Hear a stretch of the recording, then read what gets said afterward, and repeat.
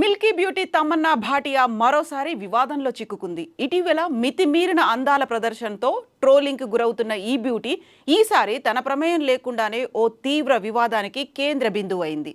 ఇంతకీ ఆ ఇష్యూ ఏంటంటే, గ్లామర్ డోస్ పెంచి ఈ మధ్య కాలంలో ఎక్కువగా వార్తల్లో నిలిచింది తమన్నా భాటియా. అయితే ఈసారి మాత్రం కొంచెం డిఫరెంట్ కథ.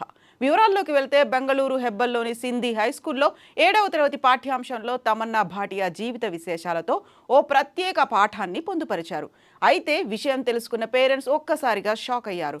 అదేమిటి, తమన్నా దేశం కోసం ఏమైనా చేసిందా, లేక ప్రజల కోసం ఇంకేదైనా చేసిందా అంటూ ఆగ్రహం వ్యక్తం చేశారు. తమన్నా పాఠాలపై మండిపడ్డ తల్లిదండ్రులు స్థానిక బాలల హక్కుల రక్షణ సంఘంలో ఫిర్యాదు చేశారు. దీంతో ఇప్పుడు ఈ వార్త దేశవ్యాప్తంగా చర్చనీయాంశమైంది. తమన్నా పాఠాలపై సింధీ స్కూల్ యాజమాన్యం సరైన జవాబు ఇవ్వడం లేదంటున్నారు పేరెంట్స్.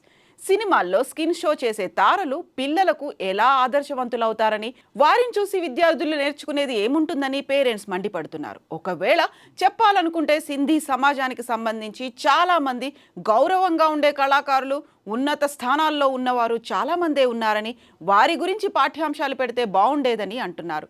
మరోవైపు తమన్నా పాఠ్యాంశాన్ని వ్యతిరేకించినందున పిల్లలకు టీసీ ఇచ్చి పంపేస్తామంటూ బెదిరిస్తున్నారని పేరెంట్స్ ఆవేదన వ్యక్తం చేస్తున్నారు. స్వాతంత్ర్యానికి పూర్వం ప్రస్తుతం సింధు ప్రాంతంలో జీవన స్థితిగతులు ఎలా ఉన్నాయో విద్యార్థులకు చెప్పాలన్నదే తమ లక్ష్యమంటోంది స్కూల్ మేనేజ్మెంట్.